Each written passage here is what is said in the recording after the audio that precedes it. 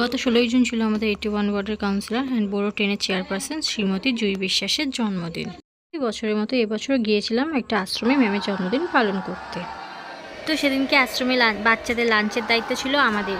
বাচ্চাদের সাথে আমরাও লাঞ্চ করেছিলাম। সেদিনকে লাঞ্চের মেনুতে কী কী ছিল চলো দেখে নেওয়া যাক।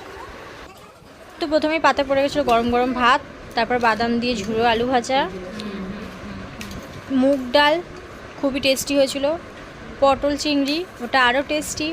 তারপর ডাল দিয়ে ঝুড়ো আলু ভাজা দিয়ে ভাত মেখে খাওয়া স্টার্ট করতেই পাতে পড়ে গেল আলু ছাড়া চিকেন কষা। শেষ পাতে ছিল কাজু দিয়ে আমের টক মিষ্টি চাটনি, আর ছিল পাঁপড় ভাজা। তেল ঝাল মশলা কম দিয়ে প্রতিটা রান্নাই অসাধারণ টেস্টি হয়েছিল। আমরা সবাই দারুণ মজা করে খেয়েছি। এই ছিল 16ই জুনের দুপুরের লাঞ্চের মেনু। পুরো ব্লগটা আমার চ্যানেলে পাবে, ওখানে গিয়ে দেখে নিও।